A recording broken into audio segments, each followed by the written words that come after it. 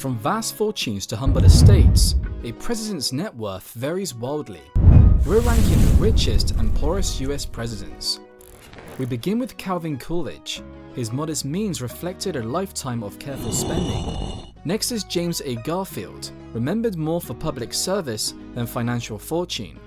From here, we turn to Harry S. Truman, whose post-presidency years were marked by humble finances. Then comes Woodrow Wilson. He maintained steady but unremarkable personal wealth.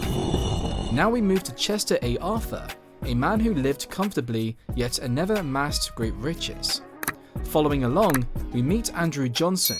His financial status was modest by presidential standards. Our path continues with James Buchanan.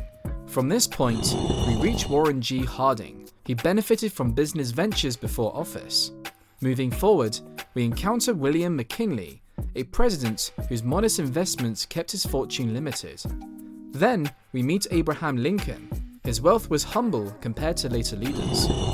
We now find Franklin Pierce, a man whose assets were tied mainly to property. Next, we find William Howard Taft. He had a steady, but not immense income. The list carries us to Rutherford B. Hayes, with stable wealth from law and property.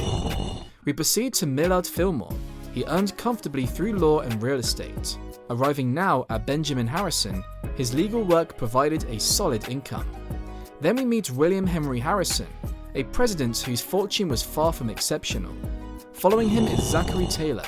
His military career supported modest personal holdings. Next, we arrive at Dwight D. Eisenhower. He enjoyed stability from military pensions.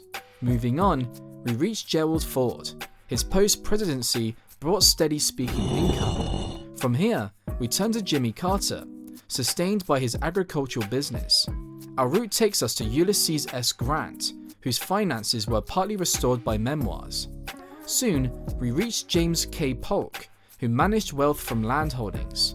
We continue to Richard Nixon. His speaking engagements grew his fortune. Following is Ronald Reagan. He found success in acting and speaking after office. From this point, we see Joe Biden, whose income expanded through books. The path takes us to John Adams. He maintained solid land-based wealth. Now we find George H.W. Bush, whose oil ventures gave him considerable assets. Arriving at John Quincy Adams, we find a man provided comfortable means through diplomacy. Then we meet Grover Cleveland, with steady wealth from law and service. Shifting higher, we encounter Martin Van Buren. His investments brought notable success. Next is James Monroe, who held property wealth but struggled with debt. Continuing on, we find George W. Bush. His business ventures boosted his finances. Our list brings us to John Tyler, who maintained significant estate holdings. We now arrive at Barack Obama. His books and speaking tours generated substantial wealth. Next in line is Herbert Hoover, who gained fortune through mining. Following along, we reach Franklin D. Roosevelt, supported by family wealth. We proceed to Lyndon B. Johnson, whose media holdings added to his fortune. Soon comes James Madison. His wealth was rooted in plantation assets. Next, we meet Andrew Jackson, made wealth through land holdings. Moving higher, we encounter Theodore Roosevelt. His inheritance and writing brought stability. We continue to Bill Clinton, for whom speaking fees brought millions. Following him is Thomas Jefferson, whose estate was substantial. Now we reach George Washington. His Mount Vernon estate made him among the richest. The list takes us to John F. Kennedy, backed by considerable family wealth. We finally arrive at the summit with Donald Trump. His real estate empire ranks him among the wealthiest presidents in history. Want more of these lists?